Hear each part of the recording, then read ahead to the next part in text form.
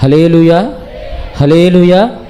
మంచిదండి. ఈ సమయంలో గత ఆదివారం మనం ఏం వాక్యం నేర్చుకున్నామో చెప్తే అదొకసారి జ్ఞాపకం చేసుకుని ముందుకెళ్ళిపోదాం. ఏంటండి? నిజమైన ప్రేమలో ఉండే లక్షణాలు. అందుకే అసలు ప్రేమ అవసరం అంటారా? మనకి అవసరం అంటారా? ప్రేమ అవసరమా? అవసరమేనా? ఎందుకు అవసరం? ఒక క్రైస్తవునికి ప్రేమ అనేది ఎందుకు అవసరం చెప్పాలి. ఎందుకు అవసరం అండి? చెప్పుకున్నామా? అసలు క్రైస్తవునికి ప్రేమ ఎందుకు అవసరం అనేది చెప్పుకున్నామా?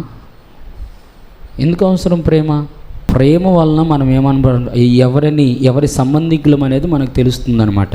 ఇప్పుడు ప్రేమ ఉంటే మనందరము కూడా క్రీస్తు శిష్యులం, లేకపోతే క్రీస్తు యొక్క పరిచారకులం, క్రీస్తు యొక్క పిల్లలం అవుతాం. ప్రేమ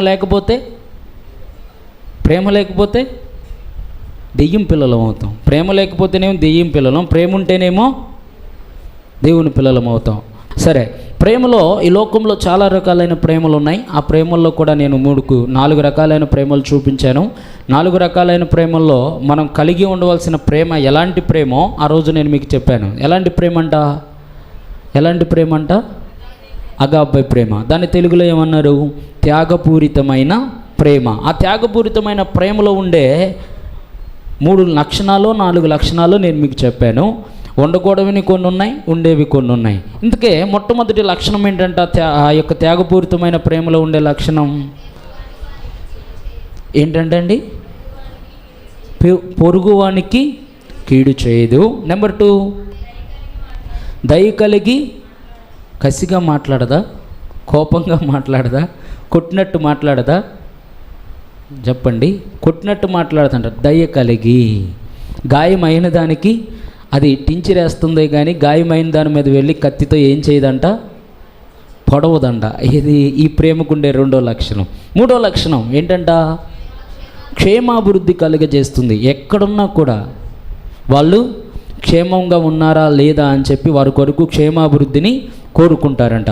4, ప్రేమ ప్రాణాన్ని పెడుతుంది. ఈ 4 లక్షణాలు కూడా ఒక క్రైస్తవ జీవితంలో మన జీవితంలో ఉంటే అప్పుడు మనం క్రీస్తు యొక్క శిష్యులుగా, క్రీస్తు యొక్క పిల్లలుగా పిలువబడతాం. ఈరోజు మరొక అంశంతో నేను మీ మధ్యలోనికి రానుద్దేశించాను. చూడండి, మీ పరిశుద్ధమైన గ్రంథాన్ని తెరిచి యోహాను రాసిన సువార్త 16వ అధ్యాయము 33వ వచనం చదవండి. నా యందు మీకు సమాధానము కలుగునట్లు ఈ మాటలు మీతో చెప్పుచున్నాను. లోకంలో మీకు శ్రమ కలుగును, అయినను ధైర్యము తెచ్చుకొనుడి. చాలు. ఇక్కడ యోహాను భక్తుడు యేసుక్రీస్తు రొమ్మున ఆనుకున్న శిష్యుడు చెప్తూ ఉన్నాడు. యేసుక్రీస్తు చెప్పిన మాటలను గురించి సంబోధిస్తూ అంటున్నాడు. చూడండి, ఇదిగో మీరు నాతో సంబంధికులుగా సంబంధం కలిగి ఉండునట్లు ఈ మాటను నేను మీతో చెప్తున్నాను. ఏ మాటను చెప్తున్నాడు ఆయన? ఈ లోకంలో మీకేం కలుగుతుంది? శ్రమ కలుగుతుంది. అంటే యేసుక్రీస్తు ఏమంటున్నాడంటే, నన్ను నమ్మి ఒకప్పుడు పాపముల చేతను అపరాధముల చేతను చచ్చిన వారయ్యుండి నేనిచ్చే మహిమను పొందలేకుండా లోకంలో మీరు బ్రతుకుతూ ఉన్నప్పుడు మీరు లోకమొద్దు, నాకు లోకములో ఉన్న శరీర కోరికలొద్దు, లోకములో ఉన్న జీవ డంబం నాకొద్దు, లోకములో ఉన్న నేత్రాశ కూడా నాకొద్దు, నాకు క్రీస్తు మాత్రమే కావాలి అని చెప్పి శరీర విషయంలో తమను తాము మృతులను చేసుకొని క్రీస్తులో బాప్తిస్మం పొందుకొని క్రీస్తు కొరకు జీవించడానికి వచ్చిన ఒక సమూహముతో దేవుడు చెప్తున్నాడు, నన్ను నమ్మిన పాద సన్నిధిలోనికి మీరు వచ్చినప్పుడు, నన్ను నమ్మి మీరు వచ్చారు గనుక నీకు నాకు మధ్య దేవుడు చెప్తున్నాడు, నా దగ్గరికి వస్తే మీకేం కలుగుతుంది? ఏమంటున్నాడు? నా దగ్గరికి వస్తే మీకేం కలుగుతుంది?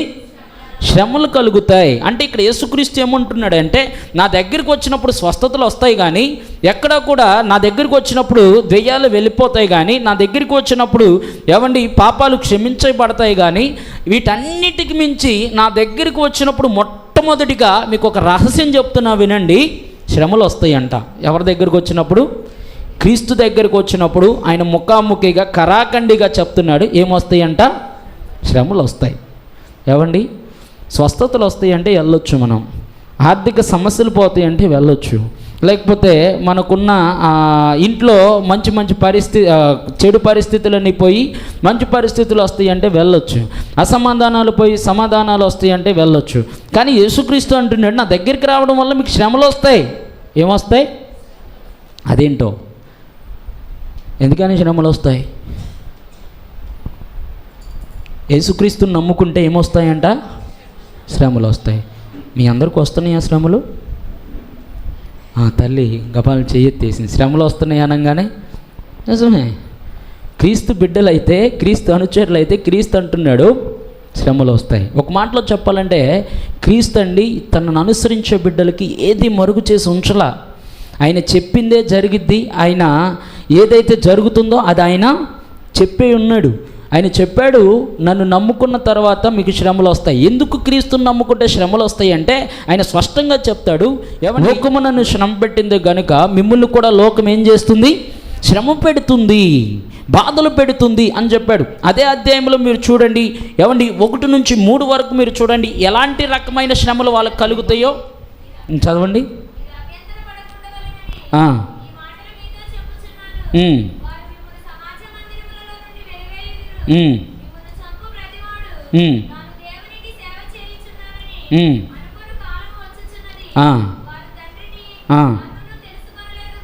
తెలుసుకొనలేదు గనుక ఎలాగూ చేయుదురు. చాలు. ఏం చేస్తారంటే యేసుక్రీస్తు శిష్యుల్ని ఆయనే దేవుడు అని చెప్పి ఆయన వెంబడిస్తున్న వారిని ఏం చేస్తున్నారంట? సమాజ మందిరంలో నుంచి వారిని వెలివేస్తారంట. రకరకాలైన శ్రమలు వాళ్ళు పెడతారంట. 20వ వచనం కూడా అక్కడ చదవండి. మీరు ఏడ్చి ప్రలాపింతురు గాని లోకము సంతోషిస్తుంది, మీరు దుఃఖింతురు గాని మీ దుఃఖము సంతోషమగునని చెప్పాను. ఇక్కడ మాటలో యేసుక్రీస్తు ఏం చెప్తున్నాడంటే, లోకము నన్ను అంగీకరించలేదు, లోకము నా వలన కలిగింది కాదు. ఈ లోకములో ఉన్న మనుషులు నా వల్ల కలిగారు, కానీ ఆ మనుషుల్లో ఉన్న స్వభావం మాత్రం నా వల్ల కలిగింది కాదు. కనుక ఈ లోకంలో నా స్వభావం కలిగి మీరు జీవిస్తున్నారంటే, నన్ను ఈ లోకం నిందలు వేసింది, నన్ను ఈ లోకం వెలివేసింది, నన్ను ఈ లోకం కొరడా దెబ్బలు కొట్టింది, నిందలు వేసింది, అవమానపరిచింది. కనుక నా పిల్లలైన వారిని కూడా ఈ లోకం ఏం చేస్తుంది? శ్రమలు పెడుతుంది, నిందలు వేస్తుంది. కాబట్టి మీరు రెడీయా నా కోసం శ్రమలు పడ్డానికి? రెడీ అయితేనే నన్ను వెంబడించండి. యేసు అన్నాడు, రెడీ అయితేనే, అవమానాలు పడ్డానికి నువ్వు రెడీ అయితేనే నన్ను వెంబడించండి. సమాజ మందిరం నుంచి వెలివేయబడ్డానికి నువ్వు రెడీ అయితేనే నన్ను వెంబడించండి. నువ్వు సిద్ధమైతేనే నా వెనకకు రా శ్రమలు పడ్డానికి అని యేసుక్రీస్తు కరాఖండిగా చెప్పాడు. ఎందుకు మనకి యేసుక్రీస్తు అంత టాస్క్ ఇచ్చాడు? శ్రమలు మన అందరికీ వస్తాయి. కొందరికేమో చెప్పుకోలేని శ్రమలు వస్తాయి, మరికొందరికి చెప్పుకోదగిన శ్రమలు వస్తాయి. మానసికంగా కొంతమందికి శ్రమలు ఉంటాయి, మరికొంతమందికి మనుషులను బట్టి శ్రమలు ఉంటాయి, మరికొంతమందికి కుటుంబ పరిస్థితులను బట్టి శ్రమలు ఉంటాయి, మరికొంతమందికి ఆర్థిక సమస్యలను బట్టి శ్రమలు ఉంటాయి. ఇలా కొంతమందికి అనారోగ్య సమస్యలు ఉంటాయి, మరికొంతమందికి వారి యొక్క జీవితంలో జరిగే చిన్న చిన్న పొరపాట్లు బట్టి శ్రమలు ఉంటాయి. ఇలా ప్రతి మనిషి కూడా, ఈ భూలోకంలో ఉన్న ప్రతి మనిషి కూడా శ్రమలు పడుతూనే ఉన్నారనమాట.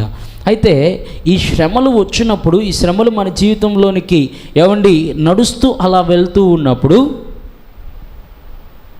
మనం ఏం చేయకూడదో దేవుడు ఈరోజు మాట్లాడుతున్నాడు. చూడండి, ఇప్పుడు మీ పరిశుద్ధమైన గ్రంథాన్ని తెరిచి సామెతల గ్రంథం 24వ అధ్యాయం 10వ వచనం, చాలా మీకు కంఠతమైన వాక్యమే ఇదే.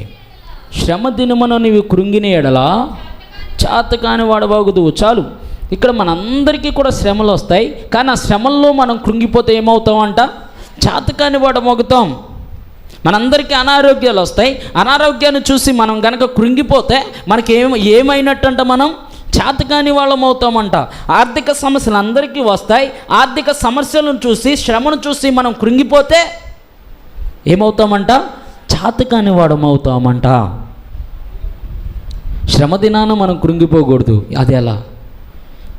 శ్రమ దినాన్న చెప్పడం సులువే కానండి, వాక్యం చెప్పిన తర్వాత దాని యొక్క నడవడిక చాలా తీవ్రంగా ఉంటుంది. నేను ఎందుకు ఈ మాటలు చెప్తున్నానంటే, ఒక యవనస్తుడిగా బైబిల్ ట్రైనింగ్ చేస్తున్నప్పుడు ప్రీచింగ్ చేయడానికి అవకాశం వస్తే యాకోబు గారి గురించి మంచి ప్రీచింగ్ చేశా. హిస్టారికల్గా చెప్పా, సైంటిస్ట్గా చెప్పా, చాలా రకరకాలుగా చెప్పిన తర్వాత ఏమైందంటే, ఆ రోజు నేను చెప్పిన అంశం ఏంటంటే, యాకోబు యొక్క తొడగూడి వసిలినా కూడా యాకోబు పోరాటం ఆపలా. ఈరోజు మన జీవితంలో మనకి చిన్నపాటి కాలు బెనికితేనో, లేకపోతే మనకి మోకాలు నొప్పి వస్తేనో మనం స్కూల్ మానేస్తున్నాం, కాలేజీ మానేస్తున్నాం, ప్రార్థన చేయడం మానేస్తున్నాం. యాకోబు దేవునికి ప్రార్థన చేయడం మానలా. కాబట్టి మన జీవితంలో కూడా మనం ఏం చేయాలంటే అలా చెయ్యాలి అని చెప్పి, ఏమండి చెమటలు పట్టేటట్టు, ఎదుటి వాళ్ళకి రోషం వచ్చేటట్టు చెప్పా. లైవ్లో ఉన్నారు, అందరూ వింటారని నాకు తెలుసు, అయినా చెప్పిన తర్వాత తెల్లారిపాటికి ఏమైందో తెలియదండి. మోకాల దగ్గర వాపు వచ్చింది, నొప్పి వచ్చింది. కాలేజీకి వెళ్ళకుండా డుమ్మా కొట్టాను, టిఫిన్కి వెళ్ళకుండా డుమ్మా కొట్టా, పండుకొని ఉన్నా. అప్పుడు తెలిసిందేంటో తెలుసా? చెప్పడం సులువు, పాటించడం చాలా కష్టం. నేను కూడా ఇప్పుడు శ్రమదినమున కృంగిపోకూడదు, శ్రమదినమున మనం బలంగా ఉండాలని చెప్పడం సులువే. ఫేస్ చేసేటప్పుడు కొన్నిసార్లు మన కళ్ళల్లో నుంచి కన్నీరు మనకు తెలియకుండానే కారుతూ ఉంటాయంట. కొన్నిసార్లు మనం నడుస్తూ ఉన్నప్పుడు మన కాళ్ళు మనకు తెలియకుండానే తప్పటడుగులు పడుతూ ఉంటాయి. కొన్నిసార్లు శ్రమలను మనం అనుభవిస్తున్నప్పుడు, కొన్ని బాధలను మనం అనుభవిస్తున్నప్పుడు మనకు తెలియకుండానే బ్రతుకు కంటే చావే మేలు అనిపిస్తుంది. కొన్ని శ్రమలు అనుభవిస్తున్నప్పుడు, కొన్ని బాధలు అనుభవిస్తున్నప్పుడు కృంగుదల మన జీవితాన్ని ఏలుబడి చేస్తుంది. ఇప్పుడు తెలుసా, శ్రమలను బట్టి మన జీవితంలో కృంగుదల వచ్చిందంటే, కృంగిపోతున్నామంటే అప్పుడు మనం ఏమైనాడట, చేతకాని వాడువాయం. ఇప్పుడు చేతకాని వాడుగా ఉన్నప్పుడు ఏమండి అపవాది ఏం చేస్తుంది అంటే, దొరికిందే సమయం అని చెప్పి వాడిని నాడు ఉచ్చులో వేసుకుంటుంది. అందుకే దేవుడు అంటున్నాడు ఏమో తెలుసా, శ్రమదినాన మనం ఏం చేయబడకూడదు, కృంగిపోకూడదు. ఈరోజు మన ధ్యాన అంశం కూడా ఏంటంటే, శ్రమలను చూడకుండా మన గమ్యాన్ని మనం ఎలా చేరుకొనగలం చూద్దాం. బైబిల్ గ్రంథంలో ఒక వ్యక్తి దగ్గరికి వెళ్ళి మనం తెలుసుకుందాం. గమ్యాన్ని చేరుకొని, పరుగు పందాన్ని నేను కడముట్టించాను, నా కొరకు నీతి కిరీటం ఉంచబడి ఉందని ఏవండి మన అందరి ఎదుట కూడా సజీవుడిగా ఉన్నప్పుడే తన యొక్క విజయమును గురించి మనందరికీ తెలియజేసిన ఒక మహాభక్తుడి గురించి మనం చదువుకుందాం. చూడండి, తిమోతికి రాసిన 2వ పత్రిక 4వ అధ్యాయము 7వ వచనం.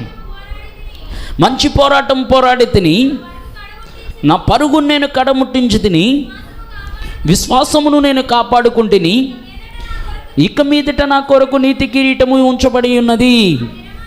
ఆ దినమందు నీతిగల న్యాయాధిపతి అయిన ప్రభువు అది నాకు మాత్రమే కాకుండా నాకు ప్రత్యక్షతను అపేక్షించి వారందరికీ అనుగ్రహించును. చాలు, ఈ మహాభక్తుడు మీ అందరికీ కూడా తెలుసు. బైబిల్ చరిత్రలోనే కొత్త నిబంధనలో ఏమండి 13+1 13+1 14 పత్రికలను రాసి క్రీస్తు కొరకు విశేషమైన భక్తి చేసిన మహాభక్తుడైన పేరు అపోస్తుడైన పౌలు.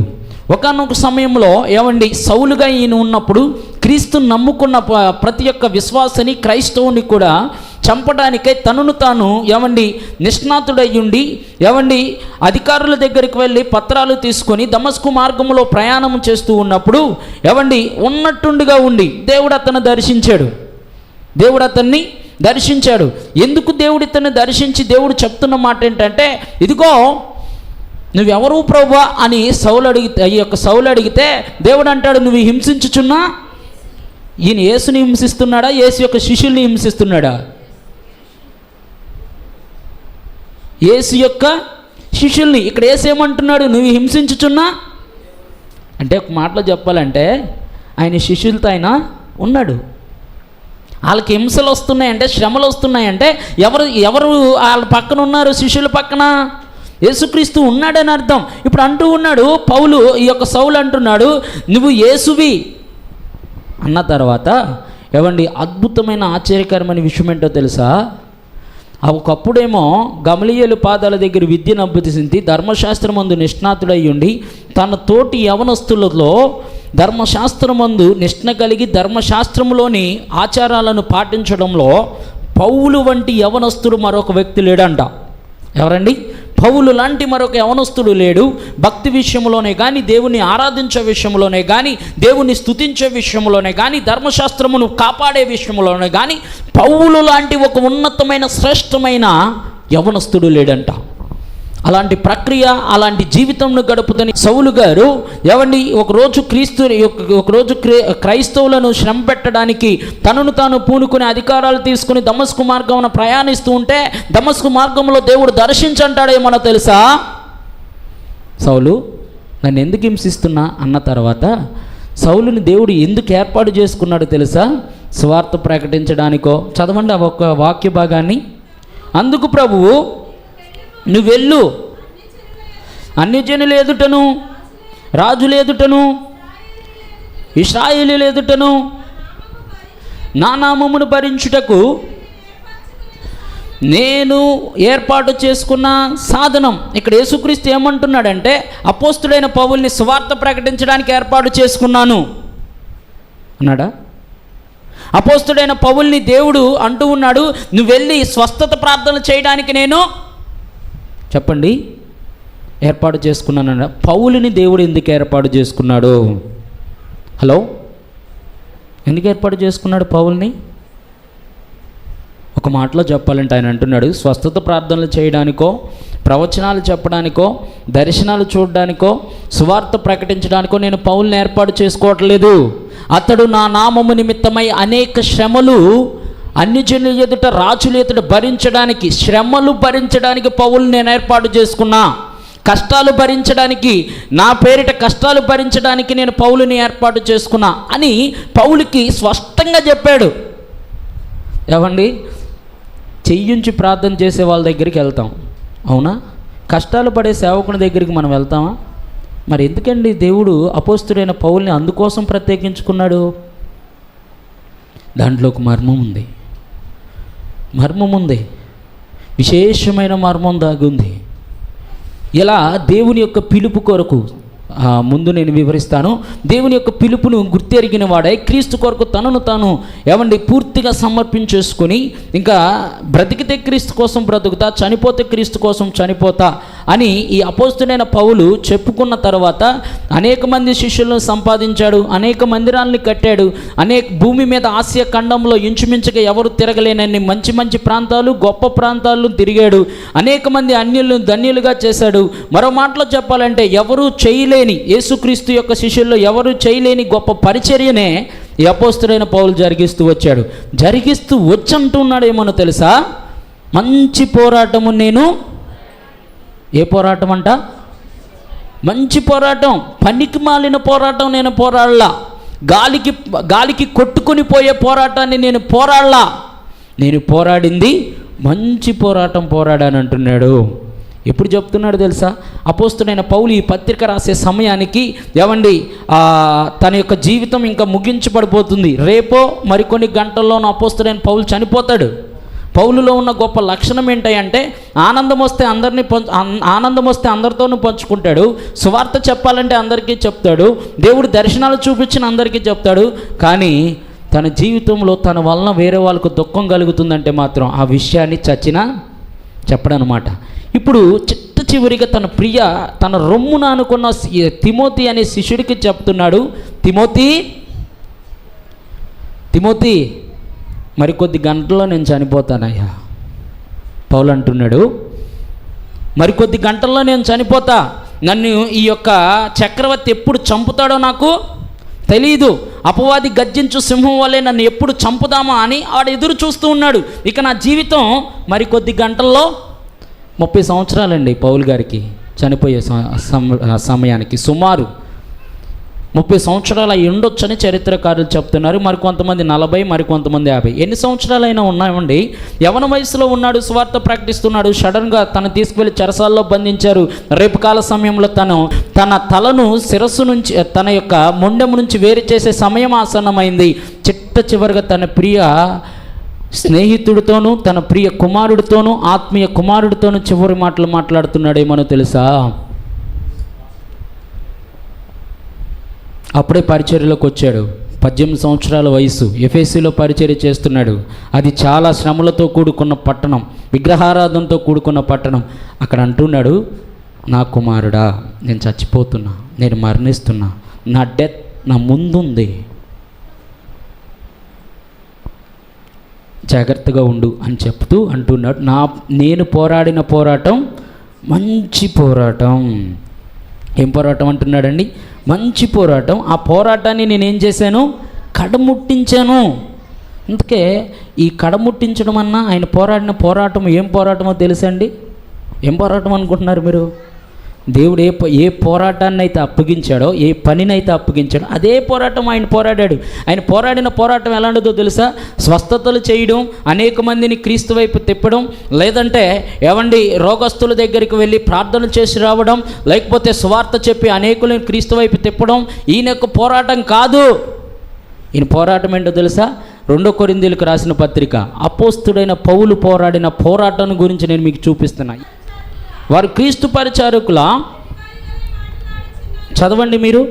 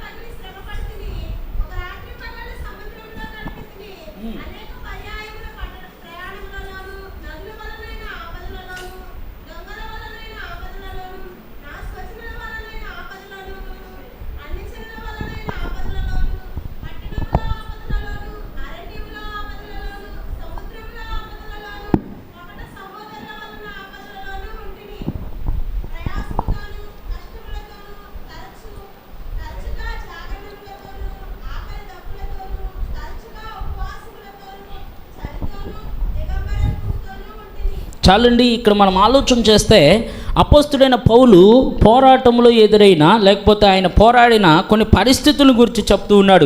చూడండి, ఆయన అంటూ ఉన్నాడు, మొట్టమొదటిగా నేను వెర్రివారి వలె మాట్లాడుచున్నాను, నేను మరి ఎక్కువగా క్రీస్తు పరిచారకును, మరి విశేషముగా ప్రయాసపడితిని, మరి అనేక పర్యాయములు చెరసాల్లో ఉంటిని. అపోస్తుడైన పౌలు మొట్టమొదటిగా ఆయన పోరాడిన విధానం ఏంటంటే, ఏ బాధ, ఏ తప్పు చేయకపోయినా కూడా ఆయన ఎక్కడికి వెళ్ళాడంట? చెరసాల్లోనికి వెళ్ళాడు. పూతననే దెయ్యాన్ని వెళ్ళగొడితే దీనికి దక్కిందేంటో తెలుసా?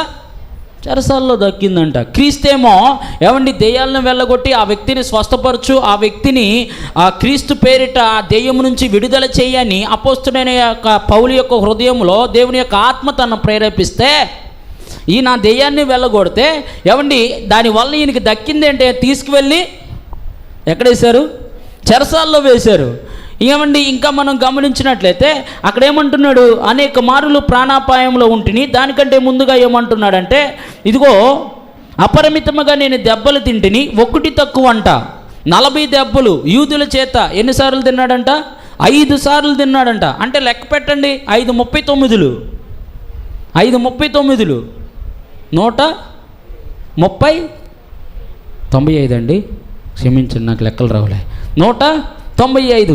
ఈ 195 సార్లు కొరడ దెబ్బలు తిన్నాడంట. కొట్టింది కూడా ఎవరు? స్వజనులే, బయట వాళ్ళు కాదు, ఇరుగు పొరుగు వాళ్ళు కాదు, లోకస్తులు కాదు. కొట్టింది ఎవరు? స్వజనులే. పౌలుని 1 తక్కువ 40 దెబ్బలు 5 మార్లు కొట్టారు. ఆ 5 మార్లు కూడా కొట్టినప్పుడు ఈయన ఏదైనా తప్పు చేశాడా? కొరడ దెబ్బల నాటికాలంలో ఎవరికి కొడతారంటే, దొంగతనం చేసిన వారికి, వ్యభిచారం చేసిన వారికి కొట్టే శిక్ష అది. అపోస్తుడైన పౌలు ఏదైనా వ్యభిచారం చేశాడా? లేదు. లేకపోతే అపోస్తుడైన పౌలు ఎక్కడైనా దొంగతనం చేశాడా? లేదు. మరి ఎందుకు కొట్టారు? ఎందుకు కొట్టారు? మంచి చేస్తున్నాడు గనుక, ఈయన క్రీస్తు పరిచారకుడు అయ్యాడు గనుక కొడుతున్నారు. ఒకప్పుడేమో ఈయన అందరినీ కొట్టేవాడు, క్రీస్తుని నమ్ముకున్న అందరినీ కొట్టేవాడు. ఒకప్పుడేమో ఈయన గుర్రం మీద సారీ చేసుకుంటూ వెళ్తూ క్రీస్తుని ఎవరైతే ఆరాధన చేస్తున్నారో ఆరాధన చేసే ప్రతి ఒక్కరికి కూడా ఈయన శిక్ష వేసేవాడు. ఇప్పుడు ఈయనకి ఎవరు వేస్తున్నారు శిక్ష? స్వజనులు వేస్తున్నారు. అంతేనండి, స్వజనులు వేస్తూ ఉన్నారు. నేటి సమాజంలో లోకం ఏమన్నా మనం పట్టించుకుంటాం కానీ, దెబ్బ కొట్టిన పట్టించుకుంటాం కానీ, స్వజనులు అనే కొన్ని మాటలకు, స్వజనులు పెట్టే కొన్ని బాధల కంట ఈ ప్రపంచంలో తట్టుకొనగలిగిన హృదయం ఏదన్నా ఉందా అంటే అది క్రీస్తు యొక్క సంకల్పం చొప్పున పిలువబడి నిజంగా క్రీస్తు అంటే ఏంటో ఎరిగి వారి పట్ల దేవుని యొక్క చిత్తం ఏమైందో గుర్తించిన వారు మాత్రమే స్వజనుల శ్రమల్లో నుంచి తప్పించుకోగలుగుతారంట. ఎవరి శ్రమల్లో నుంచండి? స్వజనుల శ్రమల్లో నుంచి. ఎందుకంటే మనకు ఎదురుగా ఉండి వచ్చి మనల్ని గాయం చేస్తుంటే మనం వాళ్ళ దగ్గర నుంచి తప్పించుకోగలం.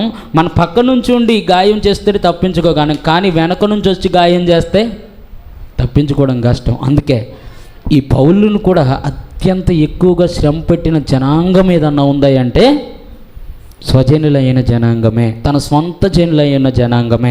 కొరడా దెబ్బలతో కొట్టారంట, అవమానించారంట, నిందలు పడ్డారంట. ఆ తర్వాత క్రీస్తు యొక్క సువార్తను ప్రకటించడానికంట ఏమండి ఒకసారి ఓడ పగిలి ఏకంగా ఒక రాత్రి పగళ్ళు సముద్రంలో జాగారం చేశాడంట. ఆహారం లేని రోజులు చాలా ఉన్నాయంట. ఒక రోజు కాదంట, 2 రోజులు కాదంట, 3 రోజులు కాదంట. ఆయన ఆహారం లేక శ్రమ పడినవి చాలా ఉన్నాయి. మరో మాటలో చెప్పాలంటే క్రీస్తుని ఏ రోజైతే ఈయన నమ్ముకున్నాడో ఆ రోజు నుంచి కూడా ఏమండి ఆ రోజు సువార్త ప్రకటిస్తున్నప్పుడు యూదులు ఏం చేశారో తెలుసా? యూదులు ఏం చేశారో తెలుసా అండి?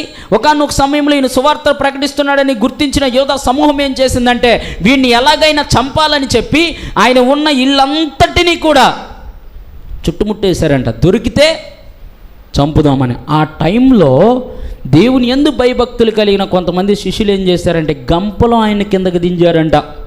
దేంట్లో? గంపలో. అక్కడ మొదలైంది. ఒకప్పుడేమో ఈయన అధికారంలో ఉన్నాడు, ఒకప్పుడేమో ఈయన తిరిగిన ప్లేస్లో ఈయన ఎక్కడికి వెళ్ళినా ఈయనకి 2 చేతులు కూడా పెట్టి నమస్కారం చేసేవాళ్ళు. ఒకప్పుడేమో ఈయన సమాజ మందిరంలోకి వెళ్ళి నిలబడితే యవనస్తులందరూ ఈయన అనుకునేవాళ్ళు. పౌలు మీద చెయ్యి తీసేసే అంత ఫాలోవర్స్ ఉండేవాళ్ళు. ఎవరికి? సౌలుకి. ఎప్పుడు? క్రీస్తుని అనుసరించక మునుపు, క్రీస్తుని ఏమండి అంగీకరించక మునుపు, క్రీస్తు దగ్గరికి రాక మునుపు. నా జీవితంలో కూడా 2018 వరకు పనికిమాలిన సహవాసాలు నాకు చాలా ఉన్నాయి. ఎందుకంటే ఆ 2018 వరకు మనుషుల కంటే దేవుని కంటే నేను ఎక్కువగా లోక ఆశల కొరకు తీసుకునేవాడిని. కానీ 2018లో నా జీవితంలో ఒక తీరని నాకంటూ ఒక గురిని ఏర్పాటు చేయడానికి నా జీవితంలో ఒక ఉన్నతమైన శ్రేష్టమైన జీవితాన్ని నేను అక్కడ ఏర్పాటు చేసుకున్నా 2018 సంవత్సరంలో. అప్పుడు వరకు కూడా నాకు బాధలు లేవండి, అప్పుడు వరకు కూడా కష్టాలు రాలేదండి, అప్పుడు వరకు కూడా శ్రమలు రాలేదండి, చాలా హ్యాపీగా ఉన్నా. ఎప్పుడైతే ఈ 2018లో నాకంటూ ఒక గురిని ఏర్పాటు చేసుకున్నానో అప్పుడు శ్రమలు రావడం మొదలుపెట్టింది. ఈ పౌలు జీవితంలో కూడా ఎప్పుడు శ్రమలు వచ్చాయంటే క్రీస్తుని నమ్ముకున్నంత వరకు రాలా. మరి ఇప్పుడు ఎందుకు వచ్చాయి? నేను మొట్టమొదటిసారి మీకు చెప్పా, వాక్యం చెప్పే ముందు, లోకములో ఉన్నవారిని ఏం చేయదు? శ్రమ పెట్టదు. కానీ లోకము క్రీస్తుని అంగీకరించిన వారిని మాత్రమే శ్రమ పెడుతుంది. ఎందుకంటే క్రీస్తు సంబంధులను శ్రమ పెట్టడమే లోకం ఎవరిదయ్యా అంటే అపవాదిది. కాబట్టి క్రీస్తుని అంగీకరించిన వారిని శ్రమ పెట్టడం అపవాది యొక్క ముఖ్య ఆలోచన. కాబట్టి క్రీస్తుని ఎవరైతే అంగీకరించారో వారందరినీ శ్రమ పెట్టడమే వాళ్ళ యొక్క ఉద్దేశం. అది గర్జించు సింహం వల్లే ఎప్పుడు ఎవరిని మింగుదమా అని ఎదురు చూస్తూ ఉందంట. ఆ సందర్భంలోనంట ఎవరిని గమనించండి, ఈ అపోస్తుడైన పౌలు యొక్క జీవితంలో ఎప్పుడైతే క్రీస్తుని అంగీకరించాడో తనకు తెలుసు క్రీస్తుని అంగీకరిస్తే శ్రమలే తన జీవితంలోకి వస్తాయని. అయినా కష్టమైన నష్టమైన ప్రాణమైన క్రీస్తు యొక్క పనిని చేయాలని నిర్దేశించుకున్నాడు గనుకనేనండి పౌలు అంటాడు, నేను క్రీస్తు యొక్క పని చేయడానికి ప్రాణార్పణముగా పోయబడి ఉన్నాను. ఏమండి, అనేక పర్యాలు అన్నం లేక నేను బాధపడ్డ మాట వాస్తవమే, అనేక పర్యాములు సొంత సహోదరుల చేత నేను బాధపడ్డ మాట వాస్తవమే, అనేక పర్యాములు ఓడ పగిలి నేను ప్రయాసపడిన మాట వాస్తవమే. కానీ వీటన్నిటిని తట్టుకొని అపోస్తుడైన పౌలు ఇప్పుడు ఎక్కడికి వెళ్ళాడంట? గమ్యాన్ని చేరుకోగలిగాడంట, గురిని చూడగలిగాడంట. గమ్యాన్ని చేరుకొని నేను విజయం సాధించానని బలంగా తన స్టేట్మెంట్ చేయగలిగాడు. ఇన్ని శ్రమలు తట్టుకుని కూడా అపోస్తుడైన పౌలు ఎలా గమ్యాన్ని చేరుకున్నాడు? హలో, ఇన్ని శ్రమలు వచ్చినాక కూడా అపోస్తుడైన పౌలు గమ్యాన్ని ఎలా చేరుకొనగలిగాడు? ఏమండి, ఒకసారి మీరు ఆలోచన చేయండి. మన ఇంట్లో తినడానికి తిండి లేకపోతే ఆ తిండిని ఏమండి ఎలా తీసుకురావాలో మనకు తెలియని సందర్భం ఉంటే మనం తీసుకునే నిర్ణయం ఏంటో తెలుసా?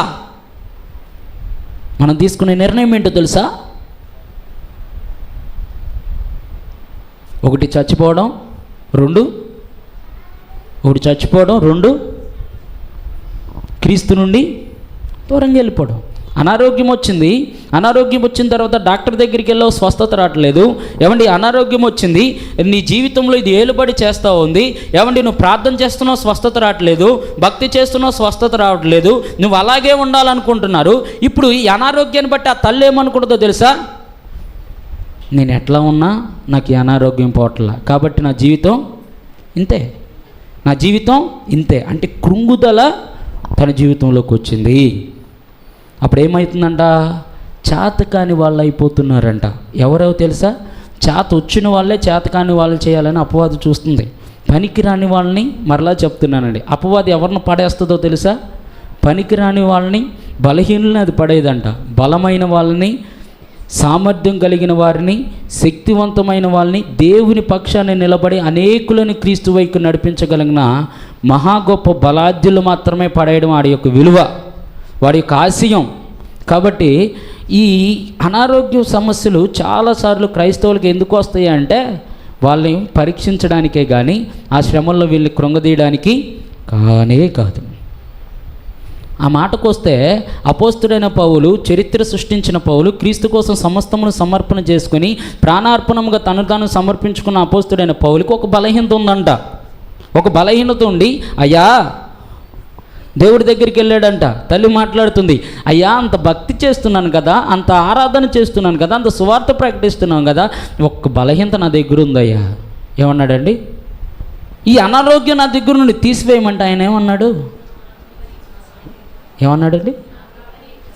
పౌలుకి ఏం చాలంట? ఏంటంట? కృప చాలంట. ఎవరికి? ఈయన ఏమడిగాడు? నా ముళ్ళు తీసే, నా బలహీనత తీసే ప్రభు, ఎందుకయ్యా నాకంటే ఈయన అంటూ ఉన్నాడు, పోవయ్యా నేను తీసేను, నీకు ఆ బలహీనత ఉండాలి అంటున్నాడు దేవుడు. ఎందుకో తెలుసా? ఆ బలహీనతని జయించే కాలం ఒకటి ఉంది, ఒక రోజు ఉంది. ఆ మంచి పోరాడడానికి ఈ బలహీనతే నీకు తొలి మెట్టు. కొన్ని జీవితాల్లో, మన జీవితాల్లో కొన్ని బలహీనతలు అట్లాగే ఉండిపోతాయి. పర్లేదు, ఉండనివ్వండి. దాంట్లో సోలిపోవద్దు, కృంగిపోవద్దు. దానికి విరుగుడు దేవుడికి ఒకటి పెట్టాడు పక్కన. దానికి సరైన సమయంలో అది నీకు విరుగుడుగా ఉండి పోరాడుతుందంటండి. కాబట్టి అనారోగ్య విషయాల్లో కృంగిపోయే వాళ్ళు కొంతమంది, అనారోగ్యం అనే శ్రమను చూసి కృంగిపోయే వాళ్ళు కొంతమంది, ఆర్థిక సమస్యలు చూసి కృంగిపోయే వాళ్ళు కొంతమంది, ఏమండి కొంతమంది అయితే చుట్టూ ఉన్న మనుషులు చూసి కృంగిపోయే వాళ్ళు కొంతమంది, అందరూ బాగానే ఉంటున్నారు, నా జీవితం ఏంటండి ఇట్లా ఉంది అని కృంగిపోయే వాళ్ళు కొంతమంది. కొంతమంది అయితే అందరికి మంచి మార్కులు వస్తున్నాయి, నాకెందుకు మార్కులు రావట్లేదని కృంగిపోయే వాళ్ళు కొంతమంది. అందరి కుటుంబాలు బాగానే ఉన్నాయి, నా కుటుంబం ఏంటి ఎట్లా ఉందని కృంగిపోయే వాళ్ళు కొంతమంది. మరి కొంతమంది అందరి యొక్క జీవితాల్లో దేవుడు గొప్ప గొప్ప కార్యాలు చేస్తున్నాడు, నా జీవితంలో నేను ఎందుకు గొప్ప గొప్ప కార్యాలు చేయట్లేదని కృంగిపోయే వాళ్ళు కొంతమంది.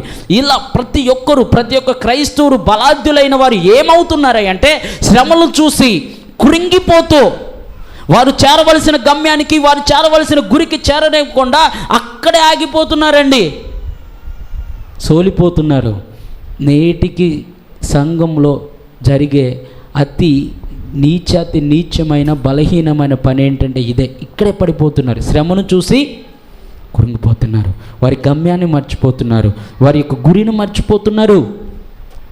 పౌలు కూడా మనందరికంటే ఎక్కువ భక్తి చేసిన ఆయన జీవితంలో ఏమొచ్చాయి? శ్రమలు వచ్చాయి. మరి ఆ శ్రమలు తట్టుకుని గురిని ఎలా చేరుకోగలిగాడు? చిట్కా ఏం పాటించాడంటారు? ప్రార్థన చేశాడా శ్రమల్లో? హలో, ప్రార్థన చేశాడంటారా శ్రమల్లో పౌలు? ఈరోజు నేను మీకు ఒక చిన్న చిట్కా చెప్తా. మీ శ్రమల్లో మీరు తట్టుకొని నిలబడి గురిని మనం చేరుకుని దేవుని ఎదుట మనం విజయం సాధించిన ఒక నిజమైన విజయ సైనికుల్లాగా మనం నిలబడాలంటే పౌలు పాటించిన చిట్కా చూద్దాం. చూడండి, మీ పరిశుద్ధమైన గ్రంథాన్ని తెరిచి నేను ముగించేస్తాను.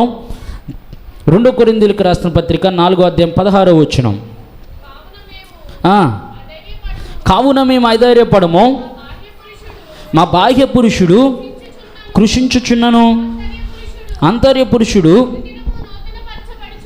చదవండి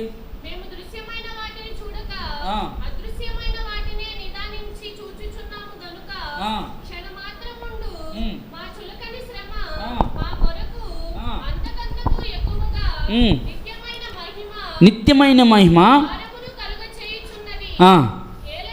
ఏలయనగా దృశ్యమైనవి అనిత్యములు, అదృశ్యమైనవి నిత్యములు. చాలు. ఇక్కడ పౌలు చిన్న చిట్కా చెప్పేశాడు. ఏంటంటే దృశ్యమైనవన్నీ కూడా, మనకు కనిపించేవన్నీ కూడా, మనకు కనిపించేవి ఏంటంట,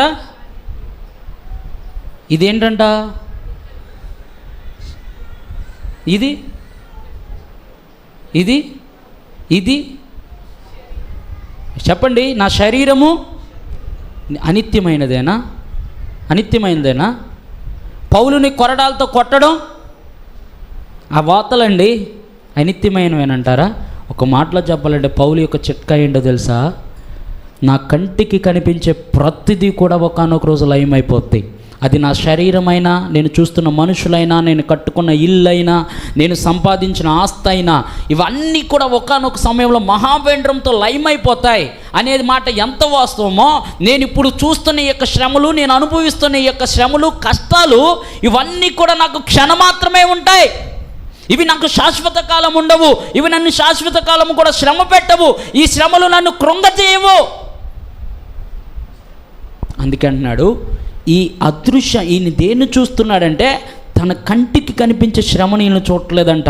కంటికి కనిపించని అదృశ్యమైనది, శాశ్వతమైనవి రెండు చూస్తున్నాడంట ఆయన. కంటికి కనిపించనివి రెండు చూస్తున్నాడంట. ఇంతకా రెండేంటి కంటికి కనిపించినవి? మీ కంటికి కనిపించినవి రెండు నాకు చెప్పండి. తల్లిగారు చెప్పారు. ఒకటి పరలోకం, ఇంకోటి కంటికి కనిపించట్లేదంట. ఏంటిదో చెప్తే పెన్ను ఇస్తా. నాకు అత్యంత ఇష్టమైన పెన్ను, మొన్నే కొనుక్కొచ్చుకున్నా, ఆ పెన్ను ఇస్తా. మన కంటికి కనిపించినవి ఏంటి? ఏంటండి అటలు చూస్తున్నారు? మత్తయి సువార్త 28వ అధ్యాయం 19వ వచనం ఒకసారి చదవండి. దాని దగ్గర నుంచి చెప్పేసి నేను ముగిస్తాను. మనతో రెండు ఉంటాయండి ఇప్పుడు. కాబట్టి మీరు వెళ్ళి చివరి వరకు చదివేయండి.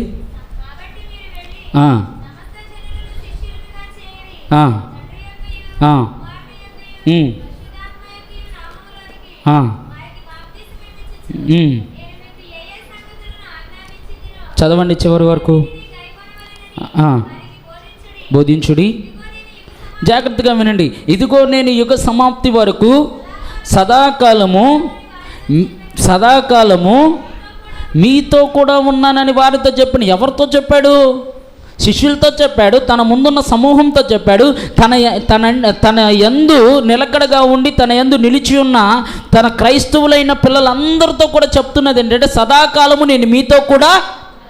ఎవరితో ఉన్నాడంట? ఏడు చూపించండి నాకు. ఏంటంటే అట్లా చూస్తారు? ఏడు చూపించండి. దేవుడు యేసుక్రీస్తు నాతో ఉన్నాడా? ఉన్నాడు. అందుకే హెబ్రీల గ్రంథకర్త చక్కగా అంటాడు, అదృశ్యమైనవి ఉన్నవని నమ్ముటమే విశ్వాసం. అదృశ్యమైనవి ఉన్నవని నమ్మడమే విశ్వాసం. అంటే మనకు కనిపించింది మనతో ఉన్నదని నమ్మడమే విశ్వాసం. ఏమండి, ఆయన మాట ఇచ్చాడంటే తప్పని దేవుడు ఆయన అంటూ ఉన్నాడేమనో తెలుసా? నేను నీతో ఉన్నా. నెంబర్ 1, నేను నీతో ఉన్నా. నీ కొరకు నేను స్థలాన్ని సిద్ధపరుస్తున్నాను. ఉన్నాడు మన కోసం, స్థలాన్ని సిద్ధపరుస్తున్నాడు. పరలోకం మనకు ఉన్నదన్న మాట వాస్తవం, ఆయన మనతో ఉన్నాడన్న మాట కూడా వాస్తవం. ఇప్పుడు పౌలు ఏం చూస్తున్నాడో తెలుసా? ఈ శ్రమలను చూడటంలా, తన యొక్క శరీరం మీద పడుతున్న గాయాలను ఆయన చూడటంలా, మనుషుల దగ్గర నుంచి వస్తున్న ఆ అవమానాలను, నిందలు ఆయన చోట్ల ఆయనకు కనిపించేవి రెండు కనిపించాయి. ఒకటి పరలోకం, 2 యేసుక్రీస్తు. ఎవరండి? పరలోకం, యేసుక్రీస్తు. ఈ రెండింటిని ఆయన చూశాడు గనుకనే ఏవండి తన గమ్యానికి తను చేరుకోగలిగాడు. ఈ రెండింటిని తను చూశాడు గనుకనే, శ్రమలను తను పట్టించుకోలేదు గనుకనే ఆయన తన గమ్యానికి చేరుకున్నాడు.